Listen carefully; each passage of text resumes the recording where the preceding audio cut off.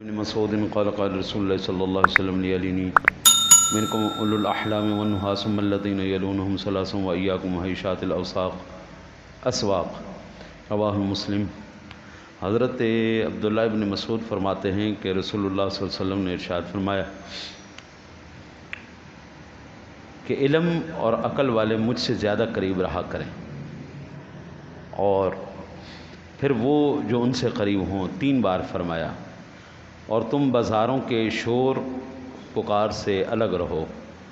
اس روایت کو امام مسلم نے نقل کیا۔ یعنی پہلی بات، علم والے عقل والے میرے قریب رہا کریں تاکہ وہ اس بات کو پہچان سکے میں کس طرح نماز ادا کرتا ہوں، نماز کے معاملات مسائل، وہ ان سے اچھی طرح واقفیت حاصل کریں، اور پیچھے والے جو ہے وہ ان سے رہنمائی حاصل کر کے پھر وہ اس کے اوپر عمل کیا کریں۔ پہلی بات تو یہ ہوگی۔ دوسری، ارشاد فرمایا کہ تم بازاروں کے شور و پکار سے الگ رہو، یعنی مسجدوں کے اندر جس طرح تم بازار میں شور و غل کرتے ہو، آوازیں اونچی کرتے ہو، مسجد کے اندر اس طرح اپنی آوازوں کو اونچا نہ کرو، اپنی آوازوں کو نیچے رکھو۔ پھر ایک اس کے معنی یہ ہو سکتے ہیں کہ مسجدوں کے اندر جس طرح بازاروں میں تم چھوٹے بڑے سب مل کر پھرتے چلتے ہو، اس طرح نہ کرو۔ مسجد کے اندر بڑے علیحدہ بیٹھیں، چھوٹے علیحدہ بیٹھیں، بڑوں چھوٹوں کا احترام کیا جائے، وہ اپنی اپنی جگہ پر بیٹھیں۔ پھر یہاں پر فرق مراتب کرو کہ علماء، عوام، بچے، عورتیں چھٹ کر اپنے اپنے مقام پر بیٹھیں۔ میں عرض کرتا ہوں، یہ انشاءاللہ اگلی حدیث پاک اسی سے متعلق آ جاتی ہے۔ وعن ابی سعید الخدری قال رأى رسول اللہ صلی اللہ علیہ وسلم فی اصحابہ تأخرا فقال لهم تقدموا واعتموا بی ولیأتم بکم من بعدکم لا یزال قوم یتأخرون حتی یؤخرهم اللہ رواہ مسلم۔ حضرت ابو سعید خدری رضی اللہ تعالیٰ عنہ سے روایت کرتے ہیں امام مسلم کہ فرماتے ہیں کہ رسول اللہ صلی اللہ علیہ وسلم نے اپنے صحابہ میں سے کچھ پیچھے رہنا دیکھا تو فرمایا کہ آگے بڑھو، میری اقتداء کرو، تمہارے بعد والے تمہاری اقتداء کریں۔ قومیں پیچھے رہتی رہیں گی حتیٰ کہ اللہ بھی انہیں پیچھے کر دے گا۔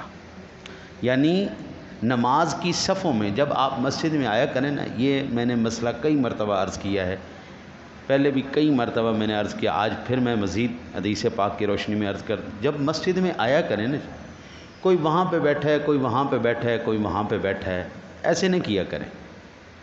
جیسے صفیں بنی ہوئی ہیں نا، اسی طرح آپ آ کے صفوں میں بیٹھیں۔ ہاں، اگر کسی نے سنتیں نوافل وغیرہ پڑھنے تو وہ پیچھے پڑھ لے، اور پیچھے پڑھنے کے بعد پھر آگے آ کے جس طرح صفوں کی ترتیب ہے اس طرح آ کے بیٹھنا شروع کریں۔ اب یہ میں تو نہیں کہہ رہا، اللہ کے حبیب فرمان سستی نہ کیا کرو اس معاملے میں۔ اس معاملے کے اندر بالکل کوئی سستی، کوئی ادھر بیٹھا ہے، کوئی ادھر بیٹھا ہے، کوئی ادھر بیٹھا ہے، نہیں، ایسے نہیں کرنا۔ آؤ، سنتیں پڑھنی ہے تو پیچھے پڑھو، اور پڑھو بھی ایسی جگہ پہ جہاں پر آگے سے کسی کے گزرنے کا خدشہ نہ۔ اب کوئی بندہ یہاں پہ آ کے سنتے پچھلی صف میں کھڑا کر لے، اب اس نے آگے تو ساری صفیں روک دی نا، اب آگے کیسے گزریں گے؟ جو گزرے گا یا تو گناہ گار ہوگا، بلکہ وہ نہیں، وہ گناہ گار ہوگا کہ وہ جان کے وہاں پہ کھڑا ہوا ہے جہاں پر گزرنے کی جگہ تھی۔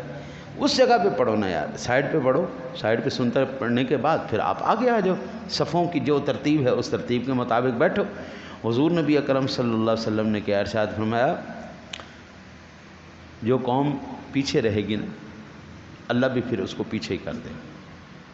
پیچھے نہیں رہنا، صفوں کو ترتیب کے ساتھ رکھو، صفوں کو سیدھا رکھو، پہلی بات۔ بعض یہاں پر محدثین کہتے ہیں کہ یہاں پر صفوں کی بجائے علم سیکھنے میں سستی کا حکم ہے، کہ تم لوگوں نے علم سیکھنے میں سستی کیوں کی ہے؟ علم سیکھنے میں سستی کرتے رہو گے، کرتے رہو گے، کرتے رہو، حتیٰ کہ تم ساری قوموں سے پیچھے ہو جاؤ گے۔ وہ قومیں جو ہماری نوکر اور غلام تھی، وہ قومیں آج ہمارے سر پہ چڑھ کے ناچ رہی ہیں۔ آج وہی قومیں جن سے ہم لیٹرینے صاف کرواتے تھے، آج وہ قومیں ہماری سردار بنی ہوئی ہیں۔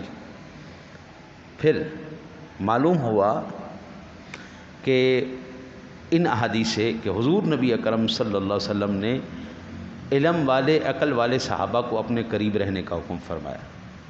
ایک موٹی سی مثال میں آپ کو عرض کروں، جو ڈبے انجن کے ساتھ متصل رہیں گے وہ اپنی منزل مقصود تک پہنچ جائیں گے، جو ڈبے اپنے انجن سے علیحدہ ہو جائیں گے وہ کبھی اپنی منزل مقصود پر نہیں پہنچ سکتے، چاہے وہ سال ہا سال ایک جگہ پہ کھڑے۔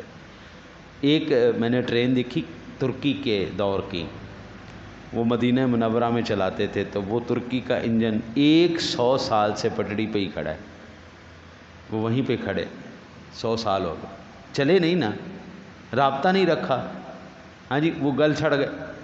اگر ہم حضور کے، اب حضور بلا تمثیل وہ بمانی انجن کے ہیں، انہوں نے لے کے جانا ہے ہم سب کو، صحابہ ان کے ساتھ تعلق رکھیں، ہم صحابہ کے ساتھ تعلق، ہمارا یہ سلسلہ جڑا رہے گا تو جس طرح کملی والے پہلے جنت میں داخل ہوں گے انشاءاللہ ہم ان کے نقش قدم پر ہم بھی پیچھے پیچھے انشاءاللہ تعالی العزیز ہم جنت میں پہنچ جائیں گے۔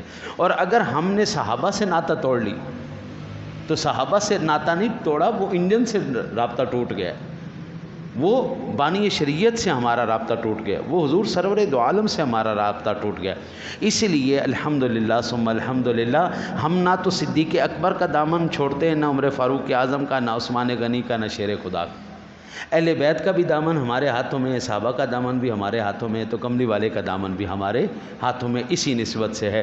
اس لیے یہ نیکیاں ہیں، یہ نیکیاں ہیں، مسجد میں آنا، پہلی صفوں کو پورا کرنا، ہاں جی اہتمام کرنا، علم والوں کے قریب بیٹھنا، یہ نیکیاں ہیں۔ اور قرآن کہتا ہے فاستبقوا الخیرات، بڑا کرو بھائی، کوشش کیا کرو، شاباش، بڑھو بڑھو آگے بڑھو نیکی کرنے میں۔